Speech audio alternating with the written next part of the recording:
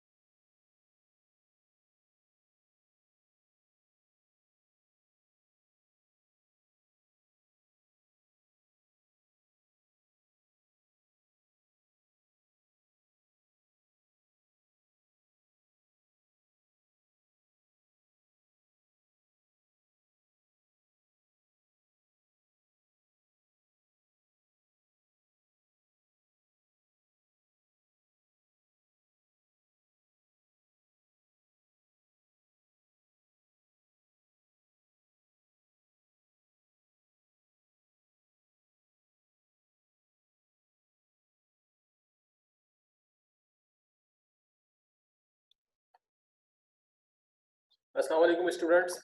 बेटा मुझे रिप्लाई कर दें, आप लोगों को मेरी आवाज़ क्लियर आ रही है, आवाज़ साफ आ रही है, तो फिर हम क्लास स्टार्ट करते हैं। हाँ भाई, तमाम स्टूडेंट्स को मेरी आवाज़ ठीक आ रही है, रिप्लाई करें बेटा मुझे। ओके ठीक है जी, मुस्कान का मैसेज आ गया, और आयशा, किंजा, मरियम, वजीहा, ठीक है ठीक है। ओके, अच्छा मुझे ज़रा ये भी बता दें कि क्या कोई स्टूडेंट ऐसा है, कोई बच्ची ऐसी है जो कि कल क्लास में ना आई हो, जिसकी आज पहली क्लास है, ये भी बताएं मुझे। कोई स्टूडेंट ऐसी है, कोई बच्ची जो कल ना आई हो, जो आज आई है, या सारे कल वाले हैं? एनीवन? ओके ठीक है ठीक है, इसका मतलब है कि ये सारे स्टूडेंट्स वही हैं जो कल हमारे पास क्लास में आए थे। अगर कोई है, अच्छा मुझे मैं नाम सही से नहीं पढ़ पा रहा हूँ, हो सकता है कि आपने आईडी किसी और नाम से बनाई हो, लेकिन एक बच्ची ने मुझे बोला है कि सर मेरी फ्रेंड ज्वाइन कर रही है, वो फर्स्ट टाइम क्लास ले रही है। ठीक है बेटा, ये कौन सी बच्ची है जो फर्स्ट टाइम क्लास ले रही है, मुझे इसका नाम बताएं। या अभी वैसे ही अभी इस पे नहीं आ रही, आपके साथ मौजूद है, क्या मामला है? ठीक है, ओके, जहरा असगर, ओके ठीक है। अच्छा अब इस तरह है कि अगर कोई स्टूडेंट ऐसा है, कोई स्टूडेंट, कोई बच्ची ऐसी है जो कि कल नहीं आई थी, और बुशरा आसिम, ठीक है, दो बच्चे ऐसे हैं, जहरा असगर और बुशरा आसिम, जो कि कल नहीं आए थे, तो उसमें ये है अपना निसार साहब, ये लेक्चर कल वाला अपलोड हो जाएगा, कब तक हो जाएगा? आज हो जाएगा। और वो बच्चे अगर कोई नए हैं तो उनको भी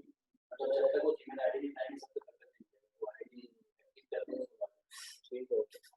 अच्छा मेरी जो आपके एडमिनिस्ट्रेटर साहब है सर निसार, वो मेरे करीबी बैठे हैं, उनसे मैंने पूछा है कल वाला जो लेक्चर है वो आज शाम तक, आज रात तक अपलोड हो जाएगा, और जो बच्चों का अगर कल का लेक्चर निकल गया है तो वो उसको देख सकते हैं। ये निसार साहब 2 दिन के लिए होता है, कितने टाइम के लिए?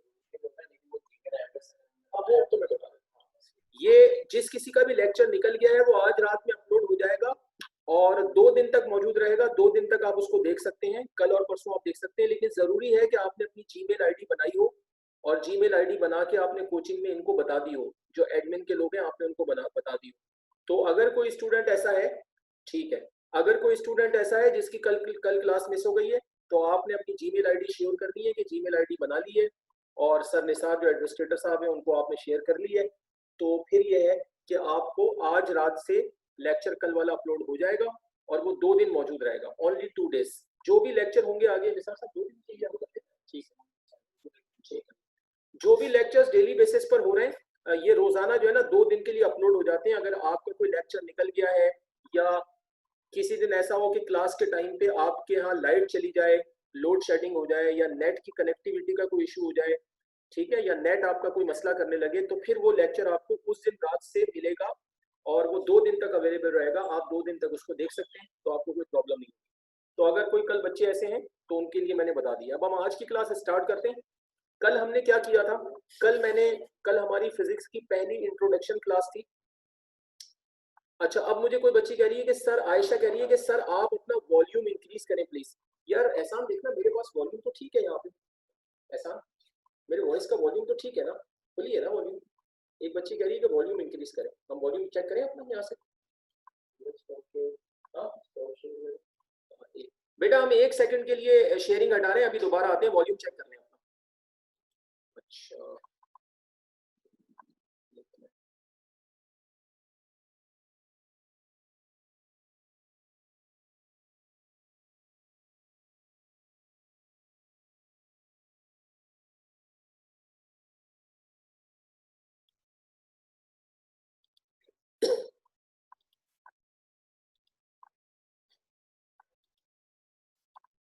बेटा हमने अपने एंड पे वॉल्यूम चेक किया है, मेरे पास तो वॉल्यूम 100% आ रहा है। तो एक मुझे स्टूडेंट कहती है, आयशा कहती है कि सर आप अपना वॉल्यूम इंक्रीज करें। हो सकता है कि आपके एंड पे कोई इशू हो। बाकी मुझे बच्चे बताएं, बाकी स्टूडेंट्स बताएं कि आपको मेरी आवाज ठीक आ रही है। बाकी लोग बताएं मेरी आवाज ठीक आ रही है, क्योंकि सिर्फ एक ने मुझे कहा है कि वॉल्यूम इंक्रीज करें। ठीक है, बाकी लोग तो कह रहे हैं ठीक आ रही है। ठीक है, और बताएं मुझे कोई लोग, ताकि मैं क्लास आगे बढ़ाऊं। आवाज का तो कोई इशू नहीं है, बाकी लोग मुझे बताएं। मुस्कान ने मुझे बताया कि आवाज ठीक है, बाकी स्टूडेंट्स भी मुझे बताएं आवाज ठीक है। अच्छा, जोहा कह रही है कि नहीं सर आवाज ठीक नहीं है। अच्छा, किंजा भी कह रही है यार यहाँ पे आवाज का कोई इशू आ रहा है, 2-3 बच्चे कह रहे हैं कि आवाज नहीं है। अच्छा, एक बच्ची कह रही, बुशरा कह रही है कि आवाज ठीक है। तो फिर चेक करोगे वहां पे हम अपने एंड पे एक दफा दोबारा चेक कर लेते हैं, क्योंकि कुछ लोग कह रहे हैं, किंजा आबिद कह रही है आवाज ठीक है, और एक और बच्ची जिसका नाम मुझे समझ में नहीं आ रहा, शायद आपने आईडी किसी और नाम से बनाई हुई है, कोई एक स्टूडेंट है, वो भी कह रही है कि आवाज ठीक है। 2-3 स्टूडेंट कह रहे हैं कि आवाज ठीक नहीं है। 3-4 कह रहे हैं ठीक है। हम अपने एंड पे चेक करवा रहे हैं, ठीक है, अभी चेक करते हैं। अच्छा अलीना, अच्छा ये बच्ची कह रही है ओके मुझे पढ़ने में मुश्किल होता है। अलीना हूँ सर, ठीक है, ओके। अलीना, अलीना ने कहा है आवाज ठीक है। किंजा ठीक है आवाज। बुशरा कह रही है ठीक है आवाज, और मरियम भी कह रही है क्लियर है। तो फिर हाँ, बाकी जहरा की तरफ से भी ठीक है। तो फिर ये जो 2-3 स्टूडेंट है बेटा, आपके एंड पे नेट का कोई इशू हो सकता है, ठीक है, इंटरनेट इशू हो रहा होगा उनके पास। हाँ ऐसा ही है, बिल्कुल ठीक है। जो 2-3 स्टूडेंट है बेटा, आपके एंड पे नेट का कोई इशू होगा, आप चेक करें। हम भी यहाँ देख रहे हैं, लेकिन उम्मीद है कि आपके ये एंड पे कोई मसला है। चलिए अब हम क्लास आगे बढ़ाते हैं। तो मैं ये कह रहा था कि कल हमारी जो पहली क्लास थी, कल फर्स्ट क्लास में मैंने इंट्रोडक्शन दिया था फर्स्ट ईयर फिजिक्स का। मैंने ये बताया था कि फर्स्ट ईयर फिजिक्स में कितने चैप्टर हैं, मैंने बताया था 10 चैप्टर होते हैं। फिर मैंने कल पेपर का पैटर्न बताया था। तो जो स्टूडेंट्स की क्लास कल वाली मिस हो गई है, आई होप कि आज वो लेक्चर अपलोड हो जाएगा, वो देख लेंगे, तो कल वाला पूरा जो मेरा लेक्चर है उनको वो मिल जाएगा, सारी बातें उनको सामने दोबारा आ जाएंगी। कल मैंने पेपर का पूरा पैटर्न बता दिया था कि जी आपकी जो फर्स्ट ईयर की जो फिजिक्स है, ये टोटल 100 मार्क्स होते हैं। और 100 मार्क्स में क्या होता है कि 100 मार्क्स में आपका 15 मार्क्स का प्रैक्टिकल का पेपर होता है और 85 मार्क्स का आपका थ्योरी का पेपर होता है। ये मैंने कल बताया था। मैं 1 मिनट के लिए आपको स्लाइड भी दिखा देता हूँ, ताकि अगर कोई कल बच्चा नहीं आया तो स्लाइड आप देख लें। ये मैं आपको 1 मिनट के लिए सिर्फ दिखाता हूँ, ठीक है।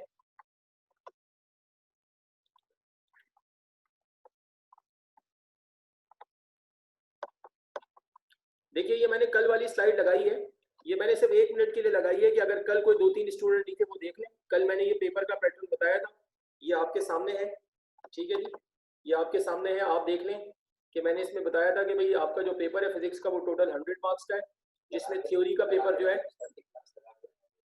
थ्योरी का ठीक आ रही है आवाज? ठीक है, हमने भी अपने एंड पे आवाज चेक कर दी, आवाज हमारे पास भी ठीक है, तो जो बच्चे हैं वो अपना नेट चेक करें।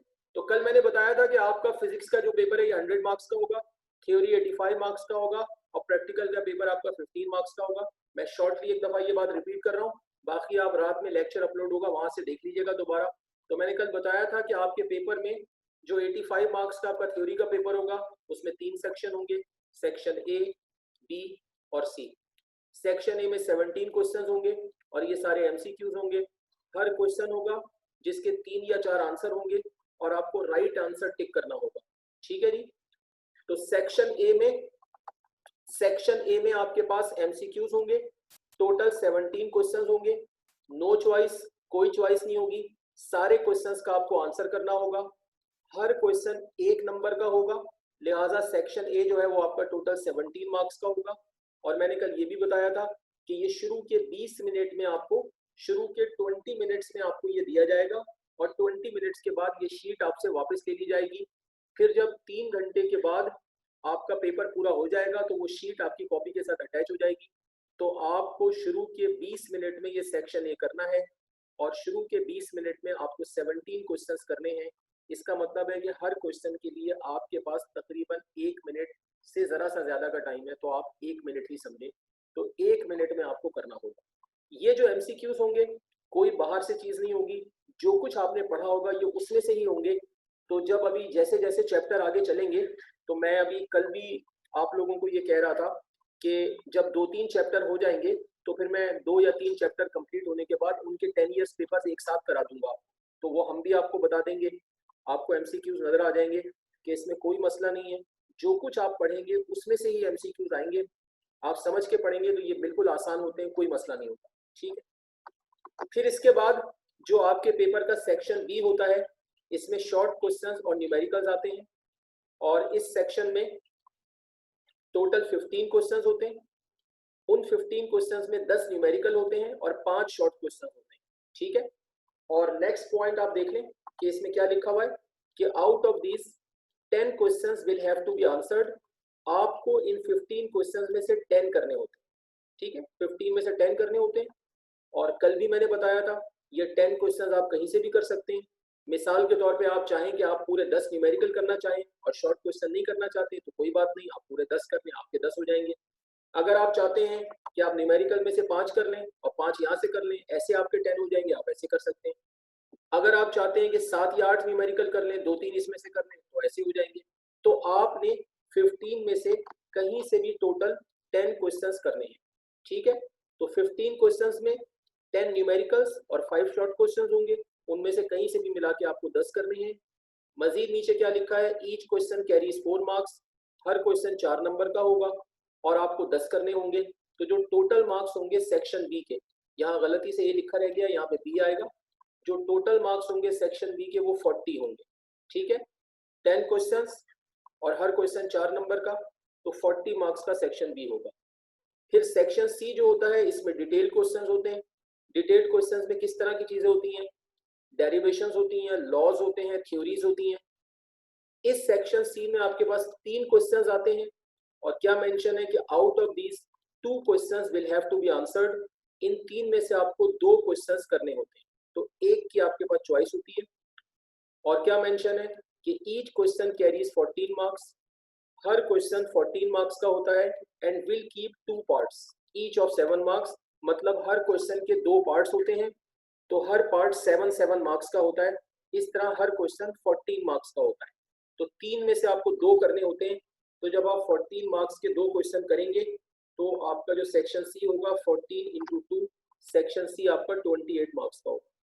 तो 28 मार्क्स का सेक्शन सी होता है और सेक्शन बी आपका 40 मार्क्स का होता है और सेक्शन ए आपका 17 मार्क्स का होता है।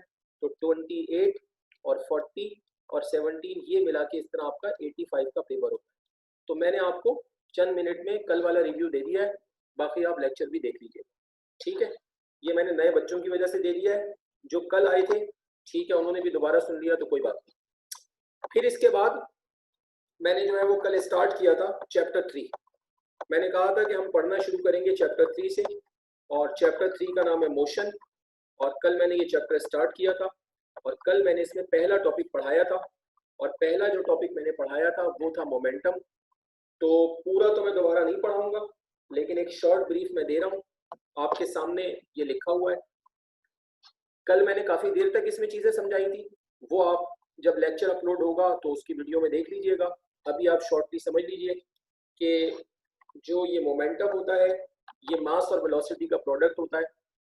कोई भी बॉडी जो मोशन में हो तो उस बॉडी के मोमेंटम को निकालने के लिए आप उसके मास और वेलोसिटी को मल्टीप्लाई करते हैं। तो जो मोमेंटम होता है ये प्रोडक्ट होता है मास और वेलोसिटी का, ठीक है। और इसको किसी भी मूविंग बॉडी की क्वांटिटी ऑफ मोशन कहते हैं, कि मतलब जिस बॉडी में मोमेंटम ज़्यादा है समझ लें उसमें मोशन ज़्यादा है, और जिसमें मोमेंटम कम है उसमें मोशन कम है। तो मैं कल बता रहा था कि जिस बॉडी में मोमेंटम ज़्यादा होता है उसमें क्वांटिटी ऑफ मोशन इसलिए ज़्यादा मानी जाती है कि जिस बॉडी में मोमेंटम ज़्यादा होता है अगर वो जाकर किसी चीज़ से टकरा जाए तो उसका इफेक्ट ज़्यादा होता है। मसलन अगर एक साइकिल जा रही है और एक कार जा रही है तो कार का मोमेंटम साइकिल से ज़्यादा होगा, तो अगर साइकिल किसी चीज़ से टकराएगी तो इतना इफेक्ट नहीं होगा, लेकिन कार टकराएगी तो बहुत ज़्यादा इफेक्ट होगा। तो इसका मतलब है कि कार में मोशन की क्वांटिटी ज़्यादा है। क्यों ज़्यादा है? क्योंकि कार का मोमेंटम ज़्यादा है। तो इसलिए मोमेंटम को किसी भी मूविंग बॉडी की क्वांटिटी ऑफ मोशन कहते हैं। तो आप देखिए यहाँ पे मेंशन है कि the quantity of motion of a moving body is called momentum and defined as the product of mass and velocity. और फिर फर्दर बताया है कि it is vector quantity, momentum vector quantity है, एंड डायरेक्टेड टुवर्ड्स वेलोसिटी। जहां पर moving body की velocity होती है, जिस डायरेक्शन में मूविंग बॉडी जा रही होती है उसी डायरेक्शन में उसका मोमेंटम होता है। फिर इसका फॉर्मूला निकाला है, मास और वेलोसिटी को मल्टीप्लाई करेंगे तो P is equal to m into v इसका फॉर्मूला हो जाएगा। और जहां पर भी हम लिखते हैं मेजरमेंट, तो मेजरमेंट का मतलब है कि हम ये बताते हैं कि उस चीज को किस यूनिट में मेजर किया जाएगा। तो मेजरमेंट का मतलब है कि मोमेंटम की यूनिट क्या होगी। और मैट्रिक से आप लोग पढ़ के आ रहे हैं कि तमाम चीज़ों की यूनिट्स फिजिक्स में आप किस में लेते हैं, सिस्टम इंटरनेशनल। तो सिस्टम इंटरनेशनल की जो यूनिट्स हैं उनको SI यूनिट कहा जाता है। तो ये मोमेंटम की यूनिट भी निकाली है, और ये यूनिट में आप ये सारा आप जो लेक्चर अपलोड होगा तो ये आपके सामने है।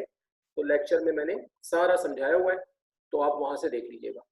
तो अब मुझे जो भी बच्चे आज कल की क्लास में नहीं थे वो मुझे बता दें कि अब ठीक है मैं आगे चलूँ आज, क्योंकि यहाँ तक मैं कल पढ़ा चुका हूँ। ये मैंने आप लोगों की वजह से ये बातें रिपीट की हैं। अब मैं आज की क्लास का टॉपिक आगे बढ़ाऊंगा, तो आप मुझे नए वाले बच्चे ओके कर दें कि जी हम आगे चलें। हाँ जी, एक का जवाब आ गया यस सर, ठीक है। और बताएं? ठीक है, ठीक है, ओके, ठीक है जी, ठीक है जी। तो हम आगे चलते हैं। तो ये मैंने नए बच्चों के लिए थोड़ा सा एक ब्रीफ कल का दे दिया है। तो अब हम आगे चलते हैं। अब आज की क्लास में बेटा, अब ये हमारा आज का फ्रेश टॉपिक है, और मोमेंटम के बाद अब हमारा जो टॉपिक है वो है relation of momentum with force. अच्छा, ये भी शॉर्ट टॉपिक है, मतलब मैं आपको बता रहा था कि जैसे जैसे टॉपिक आएंगे तो मैं आपको बताता जाऊंगा कि कौन सी चीज सेक्शन सी में आती है, डिटेल्ड वाले सेक्शन में आती है, कौन सी शॉर्ट में आती है। तो कल हमने जो मोमेंटम का टॉपिक पढ़ा था वो शॉर्ट में आता है, बी सेक्शन में 4 नंबर, और इस तरह आता है एग्जाम में कि भाई define momentum, give its formula and unit, ऐसे आता है 4 नंबर में। ये जो हम टॉपिक पढ़ रहे हैं, जो अभी मैं आज स्टार्ट कर रहा हूँ, ये भी शॉर्ट में आता है और ये भी 4 नंबर में आता है। और इसमें भी इसी तरह से आता है कि explain the relationship of momentum with force and proof your statement. मतलब हम इसमें एक स्टेटमेंट देंगे तो उसको वेरीफाई करना होता है। फिर इसके बाद जो हम अगला टॉपिक पढ़ेंगे अगली क्लास में, वो मैं आपको बताऊंगा इंशाल्लाह, या हो सकता है आज ही थोड़ा शुरू कर दूं, तो वो मैं आपको बताऊंगा कि वो फिर लॉन्ग में आता है। तो मैं हर टॉपिक में आपको बताया करूंगा कि भाई ये शॉर्ट में आता है, ये लॉन्ग में आता है। फिर कुछ दिनों के बाद आपको खुद भी अंदाजा हो जाएगा, आप खुद भी पढ़ के समझ जाएंगे कि हाँ ये चीज़ इतनी बड़ी है कि ये लॉन्ग में आएगी, ये टॉपिक शॉर्ट में आएगा। तो आप कॉपी में नोट कर लिया करें, ठीक है जी। तो आज का जो हमारा टॉपिक है वो है relation of momentum with force. इसमें हम ये देखेंगे कि मोमेंटम का फोर्स के साथ क्या रिलेशन होता है। सबसे पहले हम ये सोचते हैं, अच्छा जो नए बच्चे हैं वो सुन लें, पढ़ने का तरीका ये होगा कि जब तक ऑनलाइन क्लासेस चल रही हैं मैं स्लाइड ओपन करूंगा और आपको समझाऊंगा। जब तक मैं समझाऊंगा आप बिल्कुल नोट नहीं करेंगे, फिर उसके बाद मैं आपको बोलूंगा कि हाँ भाई अब मैं आपको 5 मिनट दे रहा हूँ, 6 मिनट दे रहा हूँ, आपने इस काम को अपनी कॉपी में करना है, तो फिर आप काम अपनी कॉपी में करेंगे। और कल मैंने बताया था बच्चों को कि आपने ये फील नहीं करना कि आप अपने घर पे बैठे हैं और आपके सामने लैपटॉप या मोबाइल है। आपको ये फील करना है कि आप क्लास में बैठे हैं और आपके सामने व्हाइट बोर्ड है। तो जिस तरह आप क्लास में काम करते हैं, सर समझाते हैं और बाद में आप काम अपनी कॉपी में करते हैं, बिल्कुल वैसे ही आपके सारा काम अपनी कॉपी में करेंगे। क्योंकि हमारा फर्स्ट ईयर में पढ़ाने का स्टाइल मेरा भी ऐसा ही है, केमिस्ट्री के सर है उनका भी ऐसा ही है कि हम कोई अलग से आपको छपे हुए या टाइप नोट्स नहीं देंगे। मैं फिजिक्स में आपको कोई टाइप या छपे हुए नोट्स नहीं दूंगा। जो मैं पढ़ाऊंगा वही काम आप क्लास में कॉपी में करेंगे और वही आपके फाइनल नोट्स होंगे और वही आपने एग्जाम में करना है। ठीक है। सबसे इंपॉर्टेंट बात आपने ये याद रखनी है कि जब आप किसी चीज को समझ लेते हैं और समझने के बाद आप एक दफा उसको खुद अपने हाथ से अपनी कॉपी में कर लेते हैं तो वो चीज आपको बिल्कुल क्लियर हो जाती है और उसके बाद आपकी उसमें परफेक्शन भी आ जाती है। आपके लिए उसको याद करना भी आसान हो जाता है और आपको बाद में उसमें बहुत ज्यादा टाइम भी लगाना पड़ता। एक दफा आपने समझ लिया और क्लास में साथ साथ काम कर लिया तो फिर आपको घर पे बस थोड़ा सा पढ़ते हैं तो वो आपको बहुत आसानी से याद हो जाता है। ठीक है जी। तो अब इस टॉपिक में भी अभी मैं समझा रहा हूँ, तो मैं जब समझा रहा हूँ तो आप अभी बिल्कुल नहीं लिखेंगे। जब समझा दूंगा फिर मैं बोलूंगा अब आपने लिखना है तो आप लिखेंगे। अच्छा, तो मैं ये कह रहा था कि अगर हम ये देखें कि भाई क्या मोमेंटम का फोर्स के साथ रिलेशन होता है, तो पहले हम ये सोचते हैं कि होना भी चाहिए या नहीं होना चाहिए। देखें, सपोज करें कि ये बॉडी है और सपोज कर लें कि ये डायरेक्शन में मूव कर रही है, ये इसकी वेलोसिटी है, इस डायरेक्शन में, ये इसका मास है। अब हो सकता है कि कोई फोर्स इस पर इस डायरेक्शन में एक्ट करे, ये भी हो सकता है कि इस डायरेक्शन में करे, किसी और डायरेक्शन में भी हो सकती है। लेकिन मैंने आपको दो ऐसी डायरेक्शन बताई है कि एक डायरेक्शन मैंने आपको ऐसी दिखाई है कि ये जो लेफ्ट वाली फोर्स है ये उसी डायरेक्शन में एक्ट कर रही है जिस डायरेक्शन में बॉडी जा रही है। और ये जो फोर्स दिखाई है मैंने आपको जो इधर से आ रही है, ये फोर्स मैंने आपको ऐसी दिखाई है कि जो बॉडी की मोशन की डायरेक्शन है ये फोर्स उसके अगेंस्ट है। अब आप देखें कि यहाँ पे क्या होगा। अगर मैं इस फोर्स की बात करूं जो मोशन की डायरेक्शन में एक्ट कर रही है तो क्या होगा कि इस फोर्स के अप्लाई होने की वजह से बॉडी की वेलोसिटी इंक्रीज हो जाएगी। ठीक है जी। अगर कोई बॉडी जिस डायरेक्शन में मूव कर रही है और कोई फोर्स उस बॉडी पर उसी डायरेक्शन में एक्ट करे तो हमेशा वेलोसिटी क्या होगी, हमेशा वेलोसिटी इंक्रीज हो जाएगी। और अगर कोई बॉडी जिस डायरेक्शन में जा रही है, ठीक है जी, और कोई फोर्स उसके अगेंस्ट एक्ट करे तो हमेशा बॉडी की वेलोसिटी क्या होगी, डिक्रीज हो जाएगी। इन दो एग्जांपल से मैं आपको ये समझाना चाह रहा हूं कि जब किसी मूविंग बॉडी पर कोई फोर्स अप्लाई होगी तो या तो बॉडी की वेलोसिटी इंक्रीज हो जाएगी या बॉडी की वेलोसिटी डिक्रीज हो जाएगी। अब मोमेंटम क्या होता है? मोमेंटम होता है मास इनटू वेलोसिटी। मोमेंटम होता है मास इनटू वेलोसिटी। जब दो चीजें मल्टीप्लाई हो रही हो तो अगर उनमें से एक भी चेंज हो जाए तो आपका पूरा आंसर चेंज हो जाता है। फॉर एग्जांपल 2 इंटू 3 है तो 2 इंटू 3 में अगर आप 2 को चेंज ना करें, 2 को वैसे ही रखें आप, लेकिन 3 की जगह 4 कर दें तो पहले प्रोडक्ट आपका 6 आ रहा था, 8 आने लगेगा। तो अगर दो चीजों का प्रोडक्ट हो, अगर दो चीजें मल्टीप्लाई हो रही हो और उनमें से एक चीज भी चेंज हो जाए तो पूरी वैल्यू चेंज हो जाती है। तो अगर किसी बॉडी की वेलोसिटी चेंज हो रही है, अगर किसी बॉडी की वेलोसिटी चेंज हो रही है तो लाजमी तौर पर फोर्स के अप्लाई होने से मास तो चेंज नहीं होता, लेकिन वेलोसिटी के चेंज होने की वजह से बॉडी का मोमेंटम चेंज हो जाएगा। तो मैंने इस एग्जांपल में आपको ये बात समझाई है कि जब किसी बॉडी पर फोर्स अप्लाई होगी तो उसका मोमेंटम चेंज होगा। जब चेंज होगा तो इसका मतलब है कि फोर्स का लाजमी तौर पर मोमेंटम के साथ कोई रिलेशन भी होगा। अगर नहीं होता तो फोर्स के अप्लाई होने से मोमेंटम चेंज नहीं होगा। ठीक है जी। अब वो रिलेशन क्या है वो हम देख लेते हैं। उस रिलेशन के लिए हम यहाँ पहले एक स्टेटमेंट दे रहे हैं और फिर हम इस स्टेटमेंट को वेरीफाई करेंगे। तो आप देख रहे हैं कि पहले हेडिंग स्टेटमेंट की है, फिर वेरिफिकेशन की है। अब देखिए स्टेटमेंट क्या है। स्टेटमेंट ये है कि every external force applying on a body is equal to its rate of change in momentum. बिल्कुल सिंपल कि अगर किसी भी बॉडी पर कोई एक्सटर्नल फोर्स अप्लाई होगी, बाहर से आके कोई फोर्स किसी बॉडी पर अप्लाई होगी तो वो किसके इक्वल होगी?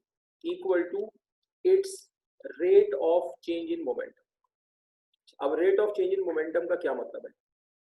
जब भी हम फिजिक्स में लफ्ज यूज करें रेट, इसका मतलब है कि किसी चीज की वैल्यू जो आ रही है 1 सेकेंड, 1 सेकेंड में 1 सेकेंड को बोलते हैं यूनिट टाइम। ठीक है जी, यूनिट टाइम कह सकते हैं या 1 सेकेंड कह सकते हैं। तो फिजिक्स में जब भी वर्ड यूज किया जाएगा यूनिट टाइम, तो यूनिट टाइम का हमेशा मतलब होगा 1 सेकेंड। ओके, तो किसी भी चीज की वैल्यू जो 1 सेकेंड में आ रही होगी उसे, या यूनिट टाइम में आ रही होगी, उसको रेट कहा जाएगा।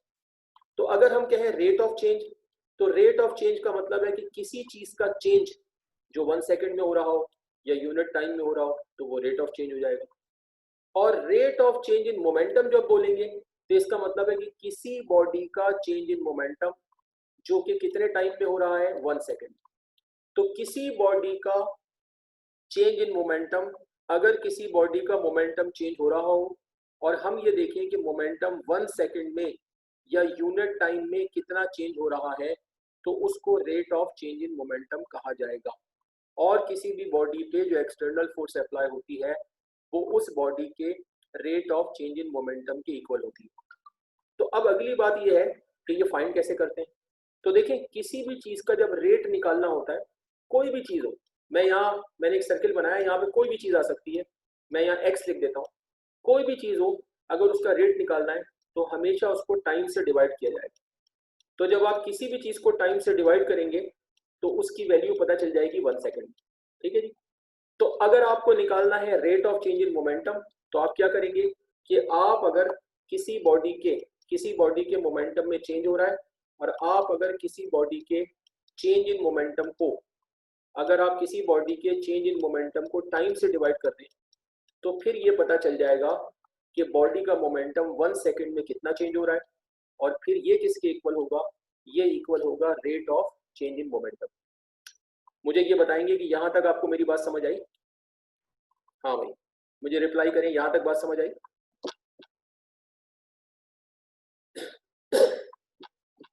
जी हाँ, ठीक है, ठीक है, सब लोग कह रहे हैं all clear sir, yes sir, ठीक है जी, ओके, ठीक है, सबको मेरी बात यहां तक समझ आई? ठीक है, तो हमारा स्टेटमेंट क्या है? हमारा स्टेटमेंट है कि भाई किसी भी बॉडी पर जो एक्सटर्नल फोर्स अप्लाई होगी वो इक्वल होगी उस बॉडी के rate of change in momentum. अब हम अपने स्टेटमेंट को करेंगे वेरीफाई करने के लिए हम एक बिल्कुल सिंपल सी बात कर रहे हैं। देखिए, हम बिल्कुल आसान सी हम बात कर रहे हैं। हम ये कह रहे हैं कि जी suppose a body of mass m, first कर लें कोई बॉडी है, यहाँ पर फिगर बनाने की कोई जरूरत नहीं है, मैं आपको सिर्फ समझाने के लिए बता रहा हूँ, इस टॉपिक पे फिगर का कोई काम नहीं, जस्ट समझा रहा हूँ। फर्स्ट कर लें कोई बॉडी है, उसका मास एम है, ठीक है जी। Suppose a body of mass m is moving with velocity v i, ये फर्स्ट कर लें इधर जा रही है, और इसकी इनिशियल वेलोसिटी वी आई, ठीक है जी। An external force F is applied on it during a time T. अब हम सपोज करते हैं कि इस पर कोई फोर्स अप्लाई हो गई एफ। अब ये जो फोर्स अप्लाई हुई होगी, इसके अप्लाई होने का कोई टाइम होगा कि भाई ये फोर्स 2 सेकंड तक अप्लाई हुई या 5 सेकंड तक अप्लाई हुई, तो इसके जो अप्लाई होने का टाइम है वो टी है। अब इस फोर्स के अप्लाई होने से क्या हुआ कि वेलोसिटी चेंज हो गई होगी। जैसे ये फोर्स मैंने उसी डायरेक्शन में ली है जिस डायरेक्शन में बॉडी जा रही है, तो इसका मतलब है बॉडी की वेलोसिटी फास्ट हो जाएगी, इंक्रीज हो जाएगी। तो इनिशियल वेलोसिटी जब चेंज होगी तो ये क्या बन जाएगी, वी एफ बन जाएगी। तो हमने क्या कहा कि and velocity of the body increases to v f. ठीक है, कि जब ये फोर्स अप्लाई हुई तो बॉडी की वेलोसिटी वी आई से इंक्रीज होगी, पहले वी आई थी, बाद में वी एफ हो गई। तो अब हमारा स्टेटमेंट क्या कह रहा है? अकॉर्डिंग टू स्टेटमेंट, हमारा स्टेटमेंट ये कह रहा है कि ये जो फोर्स अप्लाई हुई है ये किसके इक्वल होगी, rate of change in momentum of the body. ठीक है। अब जैसा कि मैं आपको बता चुका हूं कि rate of change in momentum कैसे निकलेगा, आप यहाँ देख सकते हैं जो मैंने आपको बताया कि बॉडी के चेंज इन मोमेंटम को टाइम से डिवाइड किया जाएगा। तो rate of change in momentum की जगह ये आ जाएगा change in momentum divided by time, और फोर्स की जगह एफ आ जाएगा। ठीक है, आगे चलते हैं। अब चेंज इन मोमेंटम कैसे निकलेगा?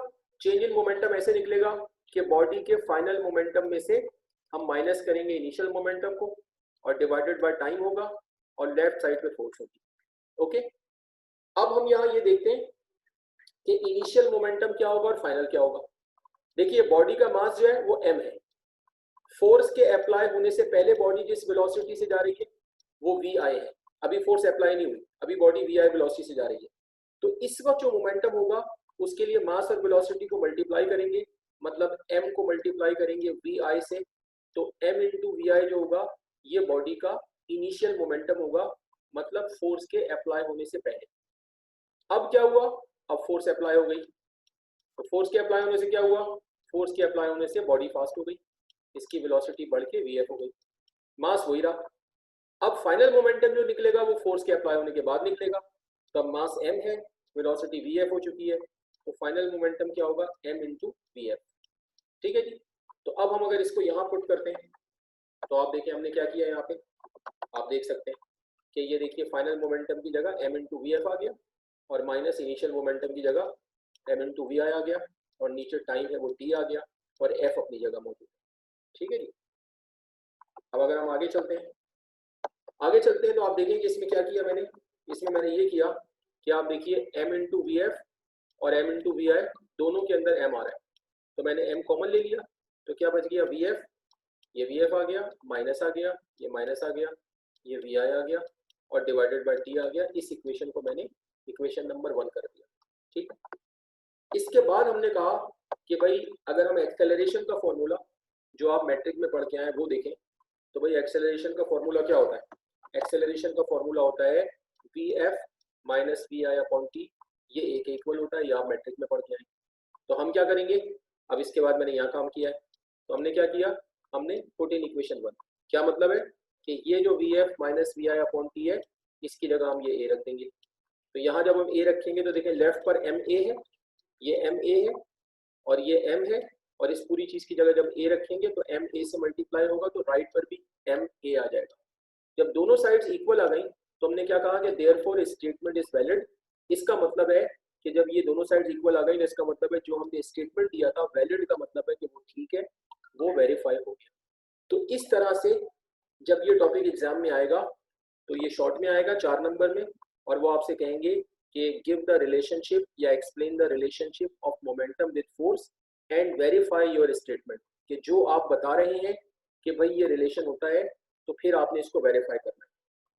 तो अब आप मुझे बताएंगे कि अगर आप लोगों को बात समझ आ गई है तो फिर मैं आपको 5 मिनट्स दूंगा, तो आप ये काम अपनी कॉपी में करेंगे, तो आप मुझे रिप्लाई कर दें कि आपको बात समझ आ गई है। ठीक है जी, ठीक है जी, 2 स्टूडेंट्स का रिप्लाई आ गया, 3, ठीक है, ठीक है। तो अब सबका रिप्लाई मुझे आना शुरू हो गया, बिल्कुल ठीक है, ओके, ठीक है। तो अब आपको समझ आ गया है, तो अब आपको मैं दूंगा 5 to 6 मिनट्स, आपके पास 5 मिनट है। 5 मिनट में हो सकता है कि मैं अपना माइक म्यूट कर दूं, अगर मैं म्यूट कर दूं तो परेशान नहीं होइएगा, आपके पास 5 मिनट है, आप आराम से काम करें। 5 मिनट के बाद मैं आपसे पूछूंगा, जब आप ओके करेंगे कि आपने काम कर लिया तो हम आगे जाएंगे। ठीक है, चलें स्टार्ट कर लें।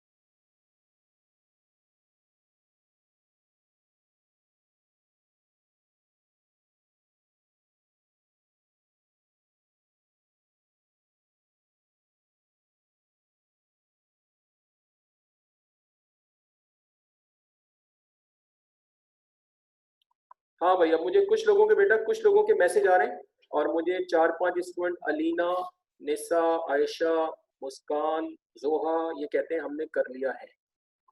तो बाकी भी मुझे बता दें। ठीक है।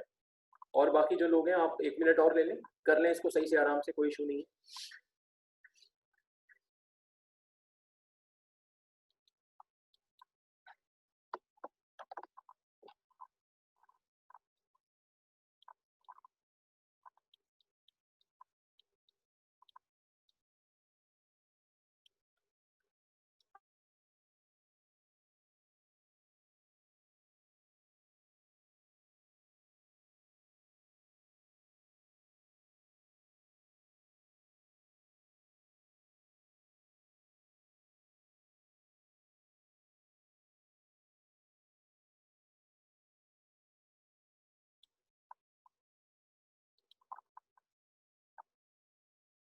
हाँ भाई, और कौन रह गया है? अब काफी लोगों ने मुझे डन का मैसेज कर दिया है। अब अगर कोई कर रहा है तो वो मुझे मैसेज करेंगे, सर वेट, मुझे लिख के भेज दें वेट, तो मैं वेट कर लूंगा 1 मिनट।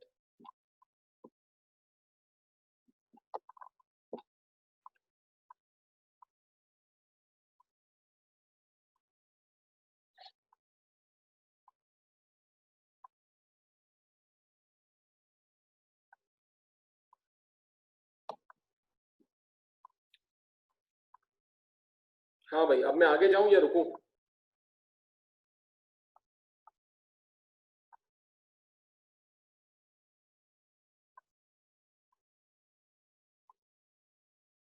हाँ भाई, अब मैं आगे जा रहा हूँ, अगर कोई कर रहा है तो मुझे बता दे।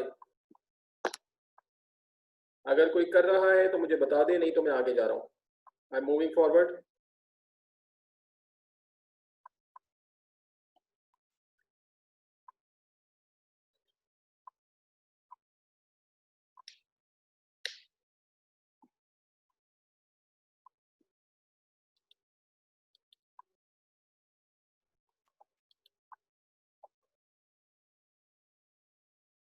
अच्छा जी, अब हमारा ये नेक्स्ट टॉपिक है जो हम आज स्टार्ट कर रहे हैं। थोड़ा थोड़ा हम आज इसको स्टार्ट कर रहे हैं, लेकिन इसको इंशाल्लाह हम नेक्स्ट क्लास में कंक्लूड करेंगे। अगला जो हमारा टॉपिक है वो है law of conservation of momentum. ये जो आपके सामने हेडिंग लिखी हुई है। अच्छा, ये मैंने कल भी बताया था कि जो हमारा मोमेंटम है उसको हम लीनियर मोमेंटम भी कहते हैं। तो ये जो law of conservation of momentum है, इसको law of conservation of linear momentum भी कहा जाता है। ठीक है, लेकिन ज्यादातर law of conservation of momentum कहते हैं। और ये जो टॉपिक है, ये एग्जाम में डिटेल्ड वाले सेक्शन में आता है, सेक्शन सी में 7 मार्क्स। और उसमें आता है कि जी आप law of conservation of momentum को स्टेटमेंट दें, क्या होता है बताएं, उसकी मैथमेटिकल फॉर्म बनाएं, और फिर उसको वेरीफाई करें। ठीक है जी। तो ये स्टेटमेंट आपके सामने लिखा हुआ है, और फिर जो है ये एक मैथमेटिकल फॉर्म की हेडिंग लिखी हुई है, और एक फिगर आपके सामने बनी हुई है। या इस फिगर के ऊपर आइसोलेटेड सिस्टम लिखा हुआ है। तो अभी आपका काम यह है कि अभी हमें समझना नहीं है, मैं आपको अभी समझाऊंगा बाद में। आप करेंगे ये कि इसका स्टेटमेंट आप सब लोग अभी नोट करें। क्या स्टेटमेंट है? The total momentum of an isolated system remains constant. That is, total momentum of the system before and after collision remains same. ये आप इसका स्टेटमेंट लिखें, फिर आप मैथमेटिकल फॉर्म की हेडिंग लिखें, और उसके बाद ये पूरी फिगर आप बना लें। इस काम के लिए मैं आपको दूंगा 5 मिनट। ये काम आप करें, फिर 5 मिनट के बाद मैं आपसे पूछूंगा, फिर मैं इसको समझाना शुरू करूंगा। तो पहले आपने ये काम करना है। ठीक है बेटा? तो आपका टाइम स्टार्ट हो गया है अब। You should start now.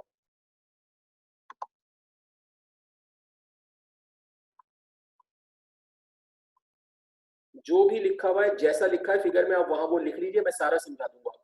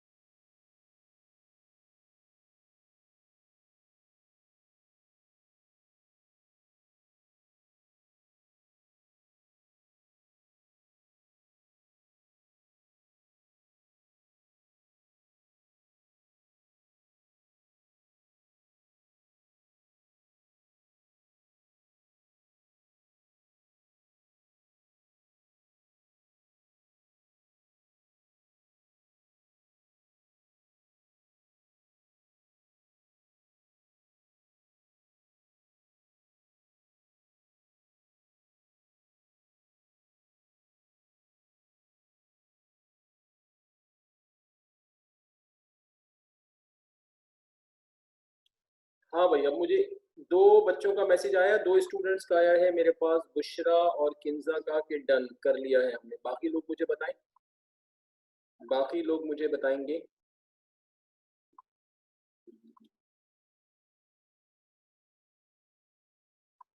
बाकी लोग मुझे बताएं भाई, अगर कर रहे हैं तो भी बता दें। अच्छा, एक और आ गया डन का मैसेज। तो मुझे अब तक 3 4 5 5 6 स्टूडेंट्स ने कहा है, बाकी भी बता दें क्योंकि मैं उसी वक्त आगे चलूंगा जब आप कर लेंगे सब लोग।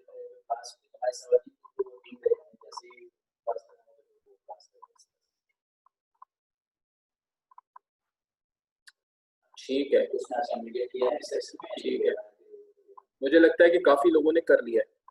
ओके,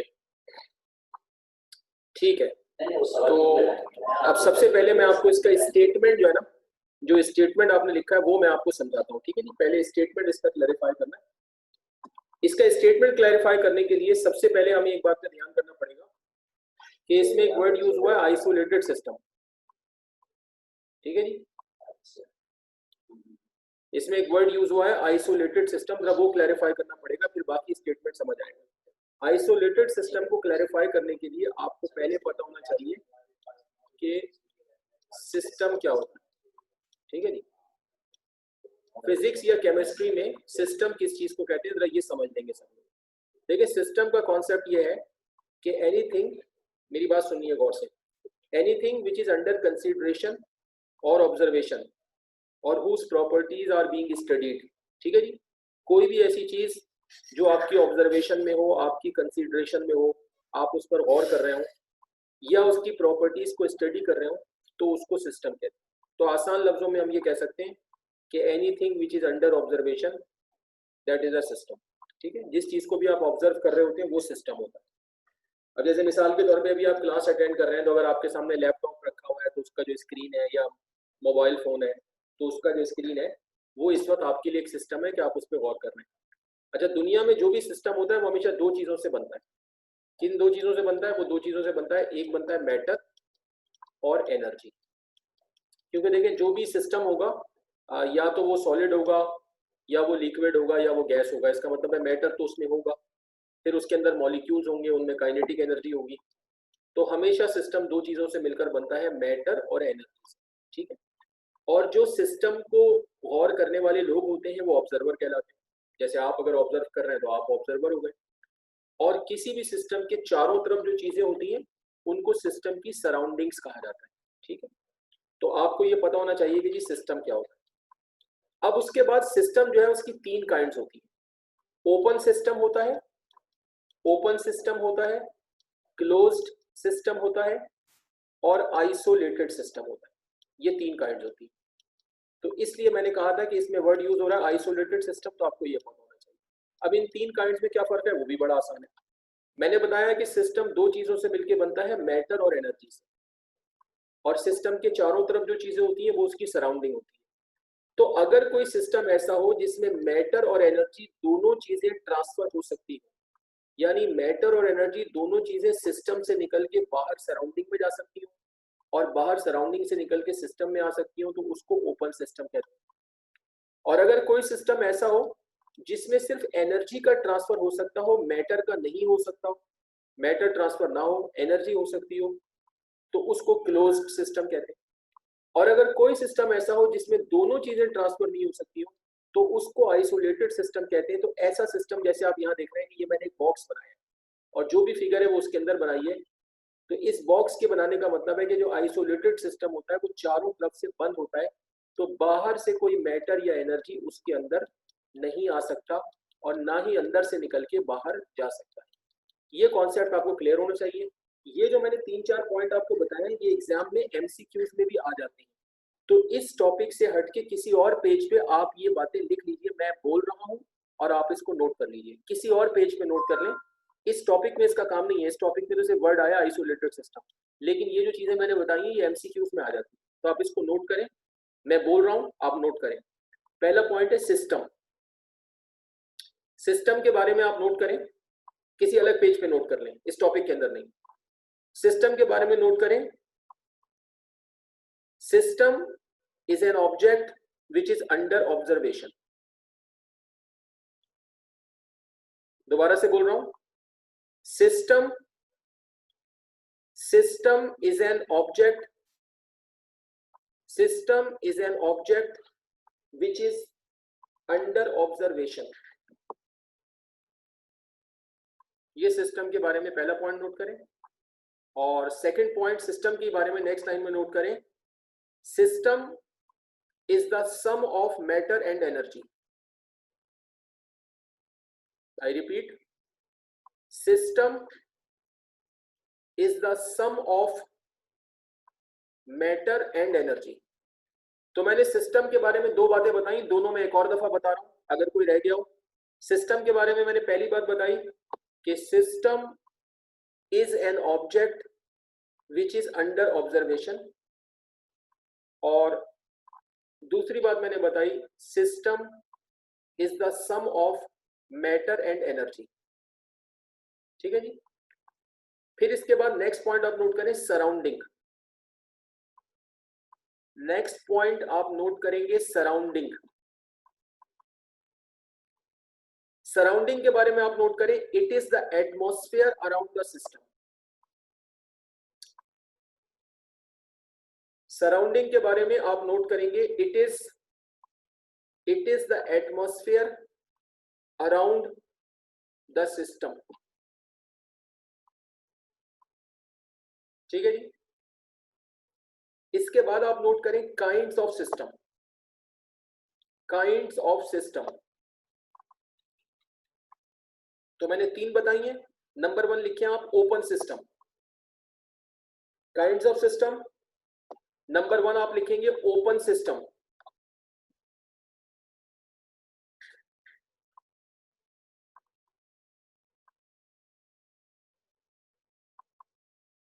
ओपन सिस्टम के बारे में आप लिखें, in this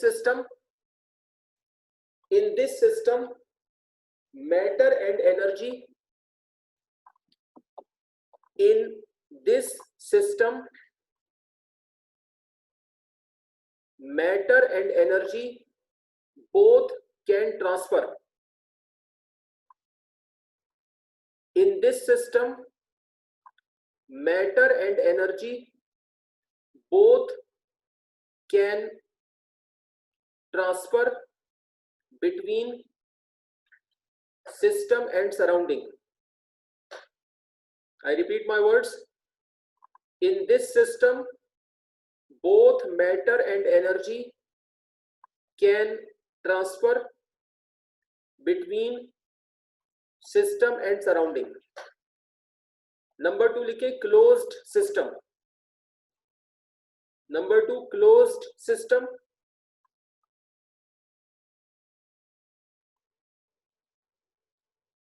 Number 2 closed system.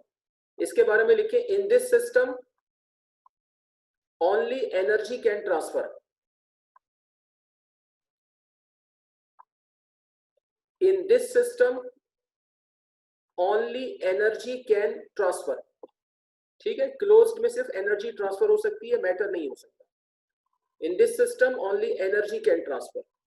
और तीसरी और आखिरी बात लिखिए, isolated system. Number 3 isolated system. Number 3 is the isolated system. Isolated system के बारे में लिखें, in this system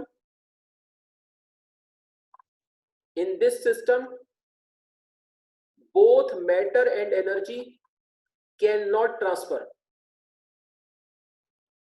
In this system both matter and energy can not transfer.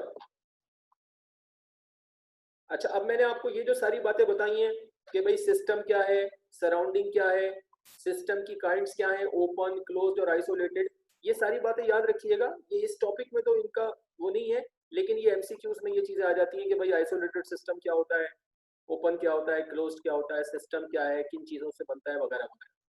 अच्छा, अब मैं आज की क्लास में आपने ये काम किया है, और स्टेटमेंट अभी मैंने समझाया नहीं, लेकिन मैंने स्टेटमेंट में आइसोलेटेड सिस्टम आ रहा था तो वो पहले क्लियर होना चाहिए था कि भाई आइसोलेटेड सिस्टम क्या होता है। उसके बाद ये स्टेटमेंट जो है ना वो आपको समझ में आएगा। तो अब आज की क्लास का टाइम खत्म हो गया है। अब नेक्स्ट जो हमारी क्लास होगी वो इंशाल्लाह नेक्स्ट मंडे को आएगी, तो हम उसमें स्टार्ट करेंगे, लेकिन ये काम आपने कर लिया है। तो जब नेक्स्ट वीक होगा मैं क्लास स्टार्ट करूंगा तो ये सारा काम आपके पास हुआ होगा। मैं ये स्लाइड लगाऊंगा और ये स्लाइड लगाने के बाद मैं आपको इसका पूरा स्टेटमेंट ये समझा दूंगा और फिर इसकी मैथमेटिकल फॉर्म समझा के फिर इसके आगे इसका जो प्रूफ वगैरह है वो मैं इंशाल्लाह नेक्स्ट क्लास में कराऊंगा। आप लोग मुझे अभी ये रिप्लाई कर दें कि आज हमने जो कुछ भी डिस्कस किया है आप लोग क्लियर हैं, कोई सवाल तो नहीं है आपके जहन में, कोई कंफ्यूजन तो नहीं है, या आप बिल्कुल क्लियर हैं? तो हम आज आपको अल्लाह हाफिज करेंगे। ठीक है जी, सब एक बच्ची ने मुझे बोला सर ऑल क्लियर, ठीक है, ऑल क्लियर, ठीक है, क्लियर, ठीक है, ठीक है, इसका मतलब है कि और अगर मुझे कुछ एक दो लोग मैसेज करें, ठीक है जी, ठीक है, ठीक है, ठीक है जी, मुझे सबका मैसेज आ गया, सब बच्चे कह रहे हैं कि जी ऑल क्लियर है, ठीक है। तो बेटा ऑनलाइन क्लासेस में हमें दो बातों का ख्याल रखना है, एक तो ये कि आपको ठीक टाइम पे आना है क्लास में और हमें टाइम पर क्लास खत्म करनी है, क्योंकि उसके बाद दूसरी क्लास लगी होती है। तो इसलिए जैसे आपकी 4 बजे क्लास है तो 4 बज के 1 या 2 मिनट में मैं ऑनलाइन हो गया था। मैं समझता हूँ 1 या 2 मिनट भी लेट हो गया, वरना मैं ठीक 4 बजे इंशाल्लाह हो जाऊंगा नेक्स्ट टाइम से। तो आपने कोशिश करनी है कि आप टाइम पर जो है ना आ जाया करें, और अगर हम ऑनलाइन ना हो तो बस आप 1 आध मिनट वेट करें तो फिर हम आ जाते हैं फ़ौरन, और हमें टाइम पे क्लास जो है वो ख़त्म करनी होती है। ठीक है, तो फिर इंशाल्लाह नेक्स्ट हम जब मंडे को क्लास आएगी तो हम इसके आगे से हम कंटिन्यू करेंगे और लेक्चर्स आपको अपलोड होते जाएंगे। जैसे आज का भी लेक्चर है ये भी आपको मिल जाएगा, आप गूगल अपनी गूगल जीमेल की आईडी जो है वो शेयर कर लें और फिर आपको लेक्चर्स अपलोड हो जाएंगे।